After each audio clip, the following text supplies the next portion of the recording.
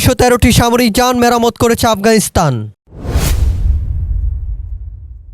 গত 10 মাসে 213টি সামরিক যানবাহন মেরামত করেছে ইমারত ইসলামী আফগানিস্তানের প্রযুক্তিবিদরা। 207 আল ফারুক কোরের 3য় ব্রিগেডের প্রযুক্তি কর্মীদের দক্ষতায় এই যানবাহনগুলো পুনরায় ব্যবহারের উপযোগী হয়েছে। রবিবার আফগানিস্তানের প্রতিরক্ষা মন্ত্রণালয় এক এক্স বার্তায় এই বিষয়টি জানিয়েছে।